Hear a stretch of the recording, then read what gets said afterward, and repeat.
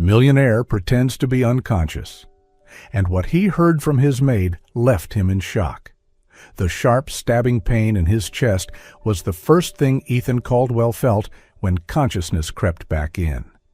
The metallic smell, the steady beeping of heart monitors, the blinding white hospital lights, everything blended into a hazy, disorienting fog. But even as he lay motionless on the hospital bed, the one thing Ethan did perfectly was pretend to be unconscious. He kept his eyelids heavy, his breathing slow and shallow, every muscle in his face frozen as if carved from stone. Only his ears remained alert, picking up even the faintest sounds. He knew he had to stay calm because the truth behind that crash might have been darker than he imagined.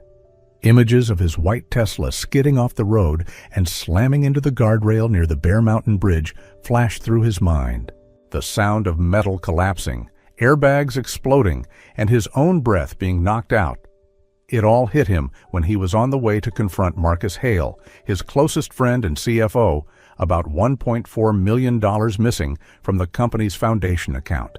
Ethan had trusted Marcus for 15 years, trusted him like family. But numbers don't lie. He never made it to the office. As the paramedics rushed him into the ER, Ethan faintly remembered hearing two nurses talking just feet away. Did his wife call yet? Yeah, but she only asked if his condition was serious enough to trigger the life insurance. She didn't ask if he's okay? No, it was disturbingly cold. A chill ran through Ethan, not from his injuries, but from the realization that Vanessa, his wife of less than 2 years, may have never truly loved him. Later, Dr. Bennett, Ethan's personal physician for over 12 years, explained his injuries. Minor concussion, a few fractured ribs, but nothing life-threatening. Ethan would recover fully with rest. But Ethan knew the moment he returned home fully awake, he'd never uncover the truth. Those whispered comments about Vanessa, the insurance, the apathy, gnawed at him. And then a reckless idea surfaced. Dangerous, but necessary. When the room was empty except for the two of them, Ethan whispered to Dr. Bennett, "I need you to help me. Pretend I'm worse than I am. I need to know who's really on my side." The doctor froze, stunned. Ethan pushed on, voice raspy but firm. "Something's wrong with Vanessa and Marcus. I need to watch them." "Ethan, you just survived a major accident. Please, I need the truth." Under the harsh white hospital lights, a decision was made. Dr. Bennett sighed deeply, then nodded. Every medical chart would report that Ethan was semi-conscious, slow to respond, unable to communicate clearly, requiring constant supervision. The entire staff would follow the script. 2 days later, Ethan was placed into a private ambulance headed back to his Westchester estate. The New York sky hung gray above him, buildings smearing across the window as the vehicle moved. Ethan lay motionless, but his mind was sharper than ever. He was ready to listen, ready to observe. And when the truth finally came for him, he would be awake enough to meet it head-on, no matter how brutal it might be. The private ambulance rolled to a stop at the gates of the Caldwell estate just as the Westchester sky faded into a deep lavender. The house stood tall and silent, a cold monument watching over him. Ethan lay motionless on the stretcher, aware only of the dull thud of the paramedic's footsteps and the soft rumble of wheels traveling across the stone pathway, like sounds from someone else's dream. The double walnut doors swung open, revealing the wide-lit foyer, and the first thing he noticed was the absence, the unmistakable emptiness where Vanessa should have been. No hurried footsteps, no trembling voice calling his name, no hands reaching for him in fear. Only silence. And strangely, he didn't feel surprised anymore. Only the sting of a truth he had always sensed but never dared to look at directly. They carried him upstairs into the master bedroom, a place that once held their most intimate moments. Now, under the faint glow of dusk, it felt foreign, hollow, as if he had stepped into the abandoned shell of someone else's life. When the paramedics left, Ethan opened his eyes to a narrow slit, just wide enough to see without being seen. That was when he heard it, the slow, deliberate click of Vanessa's heels. She walked in with her usual cloud of expensive perfume, wearing a silk dress that hugged her like she was posing for a magazine instead of visiting a husband who nearly died. She paused at the foot of the bed, studying him the way someone examines an object that has become inconvenient. Her phone vibrated, and her entire demeanor shifted in an instant. Her voice melted into something honeyed, warm, almost tender, an emotion Ethan had never been granted. "Hey, baby." The words sliced through him like ice. A man's voice answered, unmistakable even through the muffled speaker. Marcus, his closest friend, his brother in everything except blood. Vanessa lowered her voice, but the room was too quiet, and Ethan heard every word. "Don't worry, love. The doctor said he could stay like this for weeks, maybe longer. No, he can't hear anything. They said near zero response." She paused, then let out a soft laugh, a sound Ethan had never once heard from her. $5 million in life insurance, Marcus. We just need to be patient." The air thickened in his lungs. Vanessa's voice sharpened, her mask slipping. "I only pretend to be the perfect mom because Noah and Emma are glued to him. Kids are exhausting. He loves that perfect family image, so I play along. When this is over, we'll be free." Free? The word tore something loose inside him. She hung up, checked her lipstick and her phone's camera, and walked out without sparing him a glance.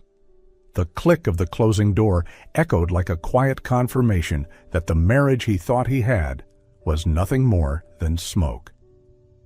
Moments later, 2 small sets of footsteps raced down the hall. "Mom, can we see Daddy? Please? I just want to kiss him." Emma's tiny voice wavered. "No!" Vanessa snapped. "He's sleeping. Go somewhere else and stop bothering me." The sound of Noah's muffled sob dug deeper into Ethan's chest than any fractured rib. He longed to rise, to hold them, to tell them their dad was right there. But he had to wait. He had to see the truth through to the end. Night finally settled over the house when the door opened again. This time, it was Rosa Martinez, the housekeeper who had worked for the family for 3 years. She stepped inside like a soft breeze, carrying warm water, clean linens, and her steady calm. "Mr. Caldwell, I don't know if you can hear me," she whispered, "but I'm here." She adjusted his blankets, brushed his hair gently aside, her touch warm and maternal. For the first time that day, Ethan felt something loosen in his chest. A simple certainty settled over him. Some people are born to give, and some people never learn to love anything but themselves. The gentle warmth Rosa left in the room the night before still lingered faintly in the air, even after she walked out. Ethan lay still, staring at the soft yellow glow on the wall, feeling both heavy and strangely comforted. He didn't know when sleep took him, only that when he opened his eyes the next morning, that fragile sense of peace evaporated. Something darker was coming, and it arrived in the fragile shape of Rosa herself. The door opened quietly, yet Ethan heard her shaky breath before she even stepped inside. Morning light filtered through the curtains, revealing a pale face and swollen eyes, eyes that had clearly cried through the night. She didn't move like the calm, steady Rosa from last night. She rushed forward too fast, and the tray of warm towels slipped from her hands, clattering against the floor in a sharp metallic echo. "Oh my God," Rosa whispered, sinking to her knees, hands trembling as she tried to pick everything up. Ethan kept his breathing even, but his eyes followed her every gesture. Something terrible had happened. He could feel it in the way her shoulders shook, in the way she avoided looking at his face, as if any additional weight would crush her. She placed the towels on the table, but instead of standing tall like always, she collapsed into the chair beside his bed, burying her face in her palms. Her shoulders shook harder, her breaths coming out in broken gasps. "I'm sorry, Mr. Caldwell. I shouldn't be like this. I'm so sorry." Her voice cracked. Her voice. Then her phone rang. Rosa's head jerked up. She blinked at the screen, and all color drained from her face. She answered, trying to straighten her voice, failing completely. "Hello, I'm here." Ethan recognized the tone on the other end immediately. A doctor. It was Dr. Elaine Porter, the pediatric oncologist Rosa had mentioned once in passing. "Yes, doctor, please, say it again. I didn't hear it clearly." A long pause. Then the words struck the air like a hammer. "Leukemia. High risk. About 3 months." Rosa clutched her shirt near her heart. Her eyes widened. Her breath caught in her throat. No, she's only 7. Sophia is just 7. Ethan felt his blood freeze. How much will the treatment cost?" Rosa whispered, clinging to the question as if it were her last thread of hope. When she heard the answer, her knees buckled. $180,000? A strangled sound escaped her. I make $2,200 a month. How can I—" "Doctor," Porter explained the treatment plan, the urgency, the slim but real chance if they started immediately. But the words washed over Rosa like a distant storm, loud, terrifying, yet impossible to grasp. "Yes, I understand. I'll manage. Thank you, doctor." The phone slipped from her fingers and hit the floor with a small thud that tore into Ethan. Rosa knelt to pick it up, but her legs gave out, and she stayed there, hands pressed against the floor, tears dripping onto the wood. "My little girl is only 7, she sobbed, her voice trembling with raw desperation. Please let there be a miracle." Ethan's chest tightened painfully. He wanted to sit up, to tell her he would help, that he would never let her daughter walk this fight alone. But he had to stay still, had to protect the truth he was uncovering about his own life. Rosa lifted her head, looking toward the bed, not at him, but toward the faint hope he symbolized. "If Mr. Caldwell woke up, I know he would help. He has always been kind, but I can't ask. He's suffering so much already. I can't put more on him." Her words cut deeper than any betrayal Vanessa had delivered. Ethan thought his own pain was unbearable, until he witnessed Rosa's. Compared to her, he was just a man, broken by deceit. She was a mother, staring at an abyss that threatened to take her only child. In the dim morning light, Ethan felt tears slip silently down his temples. He couldn't wipe them away. He couldn't speak. For the first time since the accident, Ethan's tears weren't for himself. They were for the woman weeping beside him, and for the little girl fighting for her life. Rosa's tears still hung in the air long after she rose to continue her work. Ethan remained utterly still, but inside his chest, something tightened painfully. When Rosa wiped her face and forced herself back into routine, her movement steadier but her eyes still red, he knew she was holding herself together by sheer will. Every time she glanced toward the door, Ethan sensed the silent prayer in her heart. Then came the soft, familiar sounds of small footsteps, cutting through the heavy quiet like tiny sunbeams. The door opened just a crack, and Emma's small voice whispered, "Rosa, can we come in?" Rosa bent down and managed a gentle, tired smile. "Come, sweethearts. Your daddy will be happy to have you near." Noah and Emma entered the room like two little lanterns. Noah led the way, the soles of his sneakers tapping softly on the wooden floor. Emma cradled a folded paper against her chest, holding it as carefully as if it were fragile treasure. They pulled their small chairs close to the bed. Emma unfolded her drawing with great care and lifted it toward Ethan. "Daddy, look. I drew you." The picture was messy and uneven, but the face she'd drawn was smiling, glowing even, so different from the still, pale man lying in the bed. Ethan felt something burn behind his eyes. Noah swung his legs and launched into a stream of stories, words tumbling out like he was racing time. "I scored 2 goals today, Daddy. My teacher said I'm improving a lot. And I solved the hardest math problem in class." His voice faltered as he looked at his father's unmoving face. "I know you can't hear me, but I want to tell you anyway, so you won't feel lonely." Ethan wanted to gather them in his arms, wanted to whisper that he heard every syllable, that their tiny voices were carrying him through these awful days.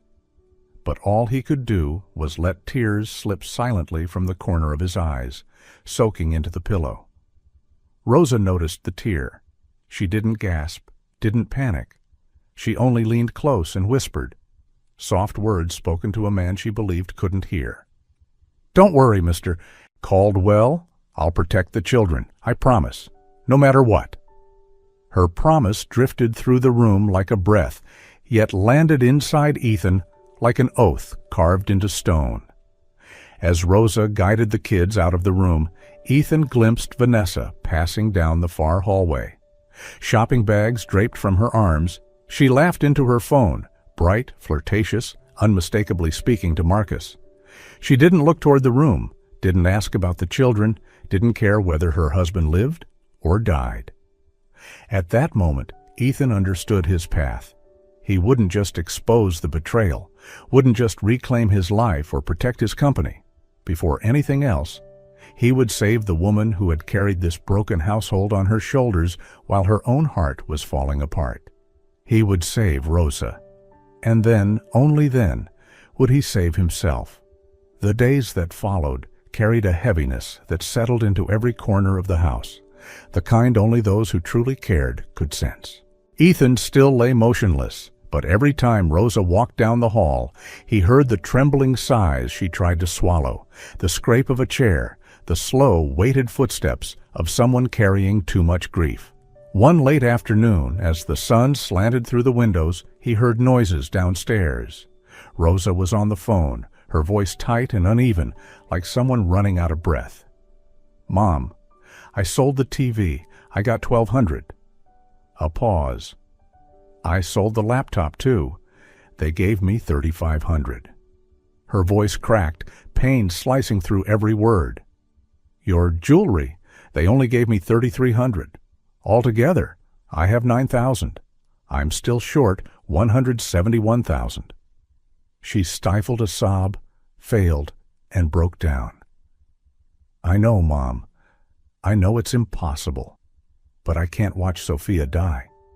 I can't." Ethan shut his eyes, chest aching. Betrayal had crushed him, but Rosa's despair hollowed him in a way nothing else ever had. That evening, Vanessa strutted down the hall, her voice sharp and glinting like a blade. "If Ethan stays unresponsive, we can apply for legal guardianship. If he's declared incapacitated, Marcus, we can control everything." A cold laugh cut through the air.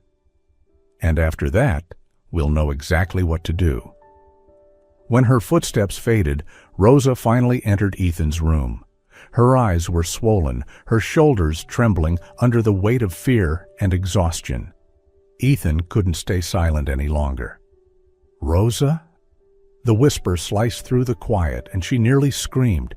She staggered back, hand covering her mouth. "Mr. Caldwell? Oh my God, you're awake?" "Please," Ethan murmured, voice weak but unwavering. "Don't tell anyone. No one can know." Rosa shook so hard the towel slipped from her fingers. But how? When—" "I've heard everything," Ethan said, turning his gaze toward her as much as his stiff neck allowed. "I heard about Sophia, about the diagnosis, about you selling everything." Rosa burst into tears. "I didn't want to trouble you. You're already suffering." "Rosa," Ethan interrupted gently but firmly. "Tomorrow, you will receive $180,000. I'll pay for everything." Her legs gave out, and she collapsed beside his bed, clutching his hands with shaking fingers. Tears fell onto his skin, hot and desperate. "No, I can't accept that. I can't." "You cared for my children like a real mother," Ethan said, voice rough but resolute. "You gave them love their own mother never bothered to offer. Let me save your daughter." Rosa lowered her forehead onto his shoulder and cried, no longer holding anything back. Ethan closed his eyes, feeling, for the first time since the crash, that he wasn't alone in this brutal world. In that quiet, devastating moment, a silent alliance formed between them, an unspoken vow that they would save each other. The warmth of Rosa's tears on his shoulder still lingered, refusing to fade, and that moment shifted something deep inside Ethan. He was no longer just a broken man lying in bed. He had purpose now, a reason to rise again. And to protect Rosa and the children, he had to begin by dragging every buried truth into the light. The next morning, after Rosa left to take the kids to school, Ethan whispered into his phone, calling Harold Briggs, a private investigator he had worked with years earlier. Briggs was terse, gruff, with the kind of eyes that seemed to read lies like open books. "My plan is simple," Ethan murmured, voice low so no one could overhear. "I need cameras and microphones everywhere Vanessa might go, especially her office and the living room. No one can know." Briggs didn't ask why. "I'll be there in 2 hours." And he was, silent, unobtrusive, moving through the house like a shadow. Rosa assumed he was a technician checking the security system, never suspecting the truth. Only Ethan understood that from that moment on, the house would begin telling secrets. That afternoon, Ethan contacted Olivia Chen, a razor-sharp forensic auditor whose work the company had used in high-risk cases. Olivia wasn't warm, but she was brilliant. "Ethan?" She sounded stunned. "They said you were unconscious." "And I need it to stay that way," Ethan replied. "I need you to audit everything, every account Marcus and Vanessa have touched." Olivia didn't hesitate. "I'll start now." 3 days later, she sent a confidential report. Nearly $1.8 million siphoned into 8 different accounts over the course of a year, all approved by Marcus, all shared with Vanessa. But the final note was what froze Ethan's blood. "I believe your Tesla's brake system was tampered with. I compared maintenance logs to garage footage. There is clear evidence of sabotage." Ethan went still. Marcus hadn't just betrayed him. He had tried to kill him. For money, for Vanessa, for everything Ethan had built. Meanwhile, Rosa was taking Sophia to the hospital. That tiny girl endured treatments far harsher than any child should. Yet in every video Rosa sent, Sophia tried to smile, brave, bright, heartbreakingly strong. When Noah and Emma were finally allowed to visit, the 3 children embraced like pieces of a puzzle, finding each other. Emma gifted Sophia her old doll, cleaned with care. Noah told stories about soccer. Sophia proudly showed them her hospital wristband like a badge of honor. Watching from the phone Rosa brought to him, Ethan saw something he had never seen so clearly. They were a family, not by blood, by something stronger, unconditional love. For the first time in weeks, Ethan wasn't alive only for the truth he needed to expose.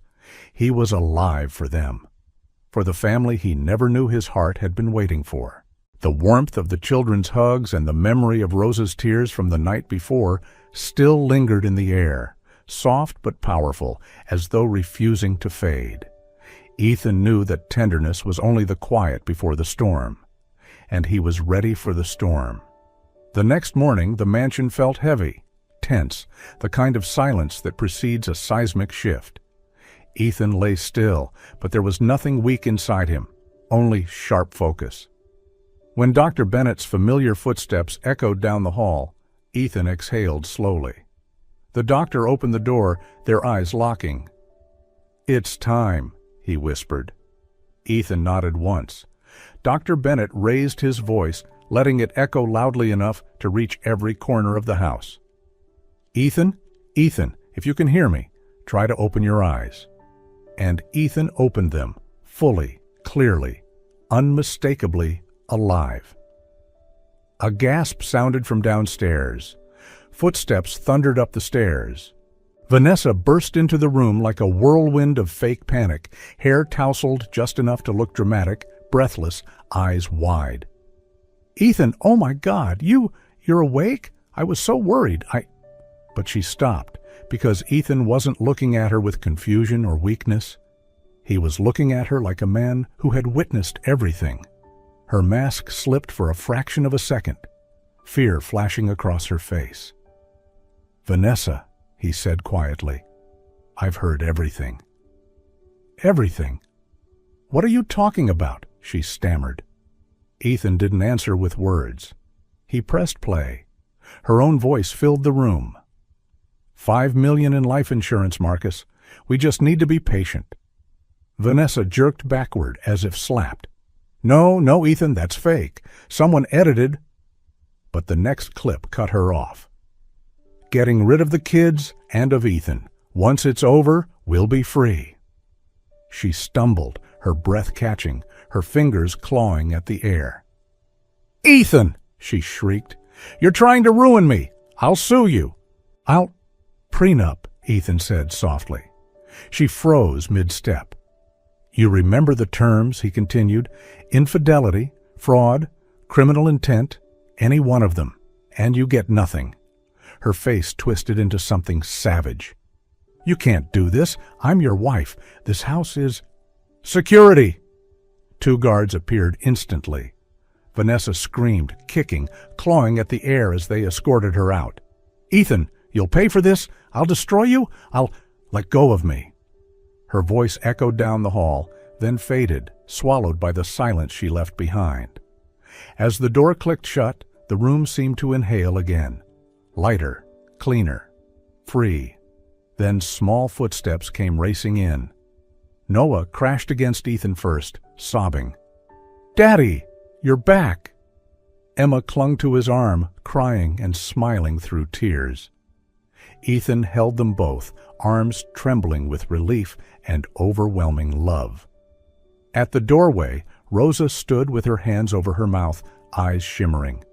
She didn't speak. She didn't need to.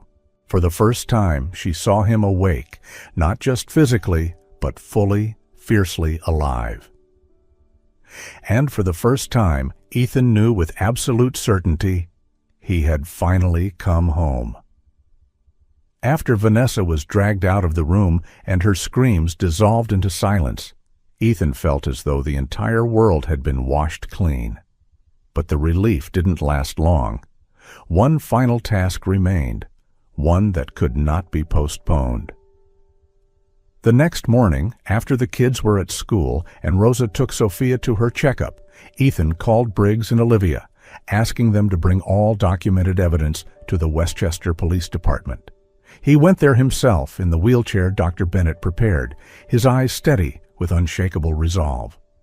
When the officer on duty heard everything, from the tampered Tesla brakes to the $1.8 million embezzled to the plan to declare him incompetent, his expression grew dark. "We will take immediate action, Mr. Caldwell," he said. "This isn't just fraud, it's attempted murder." That same day, Marcus was arrested at the company office. Vanessa was handcuffed as she stepped out of an upscale boutique, still shouting in indignation. Ethan wasn't present at either arrest. He didn't need to see them anymore. Justice spoke for him. In the days that followed, Ethan spent nearly all his time with Sophia and Rosa. He attended every chemotherapy session, sitting beside Rosa in the cold hospital waiting rooms, where harsh white light reflected off linoleum floors. Strangely, the pain around them didn't push them apart. It pulled them closer. One afternoon, while Sophia received treatment and the machines hummed in steady rhythm, Rosa shared a part of her past she had always kept tucked away. "I had a little happy family once," she murmured, eyes gazing far beyond the room. "My husband worked construction. He was gentle, always tired, but always smiling. Every evening, he'd pick Sophia up and tell her stories. Her breath trembled. Then, one day the scaffolding collapsed. He never came home. Ethan didn't speak. He simply placed his hand gently over hers, hesitant but genuine. Rosa startled slightly, then turned her hand and held his, as if it happened naturally, inevitably. The moment was small, but it throbbed with unspoken confession.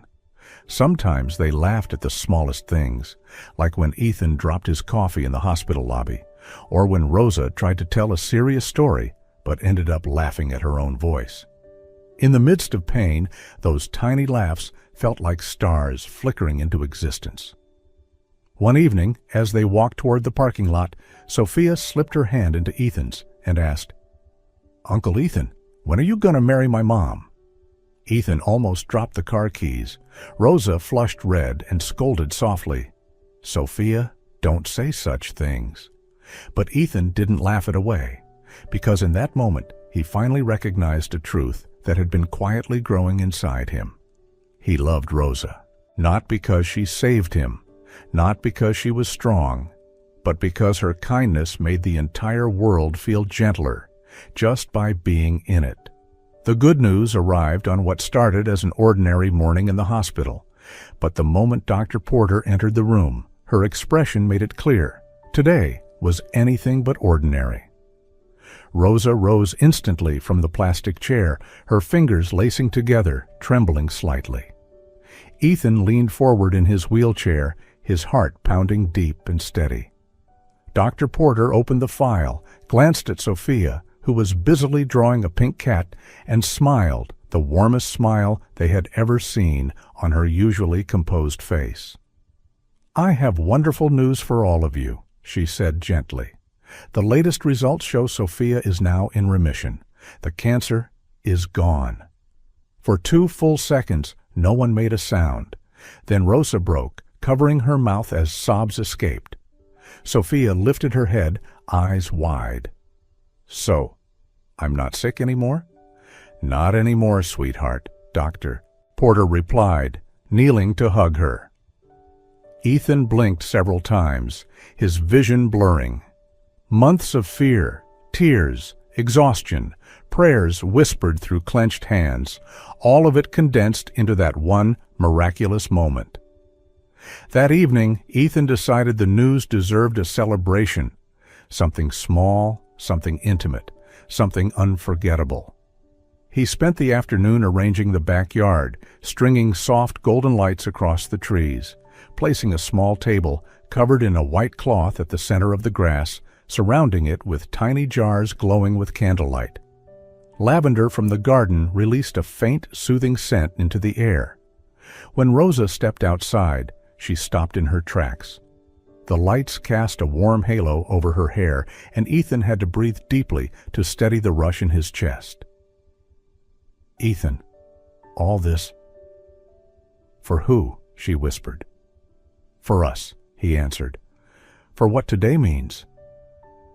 The children were seated at a small side table, whispering excitedly. Sophia, Noah, and Emma held hands, sensing something special was about to unfold. Rosa turned to Ethan, ready to begin the simple dinner, but he took her hand, gently, almost reverently. Her breath hitched. "Rosa," Ethan began, his voice low and steady, "the day I opened my eyes and saw you there, I knew my life would never be the same. You saved my children when their own mother turned away. You saved me when I thought my world had collapsed." Tears gathered in Rosa's eyes. Ethan sank to one knee, the golden lights casting long shadows across the grass. "I love the way you're strong but gentle. I love your kindness, how it softens everything around you. I love the way you fight for your daughter without an ounce of fear." He opened a velvet box holding a simple, elegant ring. "For all these reasons, Rosa Martinez, will you marry me?" Rosa burst into tears and threw her arms around him. Yes, Ethan, I will." The children screamed in delight, rushing forward to hug both of them.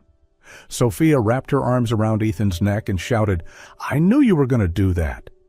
6 months later, they held a small wedding in the same garden, the place where they had become a family long before signing any paper. Rosa wore a simple white dress. Ethan smiled more that day than he had in years. When it came time for Ethan's vows, he took Sophia's hand and knelt to her level. "There's one more thing I want to do today," he said, voice thick with emotion. "I want to ask you and your mom if you'll let me adopt you. I want to be your father, not just in my heart, but legally." Sophia blinked, then smiled, radiant, breathtaking. "So, I can call you Dad for real?" Ethan nodded, tears escaping. Sophia hugged him tightly. "I love you, Dad." And in that moment, Ethan knew his life had finally come full circle. 5 years had passed quietly, the way gentle mornings drift through a lifetime. The house where Ethan and Rosa once weathered storms now brimmed with sunlight, its wide windows gathering warm golden rays on the wooden floors. After everything, life had finally returned what it owed them: peace. Noah, now 11, tall and strong, had become the star of his school's baseball team. At every game, he searched for Ethan's eyes in the stands, still the safest place in his world. Emma, 9, soft and bright like morning light, practiced ballet every afternoon and had earned a spot in the spring gala. And Sophia, 13, the little warrior who once fought death, was now an honors student dreaming of becoming a pediatrician. "I want to help kids like me," she always said, her eyes glowing. Rosa had become an elementary school teacher, a dream she once thought impossible. She entered the classroom every morning with a gentle smile, grateful for the life she now lived. He had already buried one life once before, his first wife, Isabella, taken by illness far too soon, and he refused to be blind to danger again. The foundation funded treatments for children battling cancer, and each smile he saw there reminded him of Sophia, the small, fierce girl who beat the odds. One quiet Sunday morning, the house smelled of pancake batter. Ethan flipped the first pancake, slightly burnt, prompting the kids to erupt in laughter. Rosa adjusted his apron, shaking her head. "I don't understand how you still can't flip pancakes after 5 years." "That's exactly why I need you here," he whispered, making her blush. Just then the doorbell rang. Dr. Bennett arrived with a box of pastries, his hair grayer, but his smile unchanged. The children ran to him, embracing him like family. After breakfast, while the kids played, Ethan helped Rosa clean the kitchen. In the cabinet, he spotted an old notebook hidden behind a stack of cookbooks. Its edges were worn, the pages yellowing. He opened it. Rosa's handwriting flowed across the page, delicate and trembling, like a prayer whispered on a night she thought no one would hear. "I ask God for only 3 things: health for my daughter, a roof over our heads, and someone who will love us sincerely." Ethan's chest tightened. Those words carved warmth into him so deeply, it almost hurt. He closed the notebook, walked toward Rosa, her hands still in the soapy water, doing what she had always done, caring for others first. He wrapped his arms around her from behind, placing the notebook gently on the counter. "Rosa," he murmured, "you weren't given these things as charity. You were given what you deserve." Rosa turned, eyes shimmering, but this time with completeness, not sorrow. "I never thought I'd have a family like this," she whispered. Ethan brushed a strand of hair behind her ear. "We weren't given to each other. We were found by each other."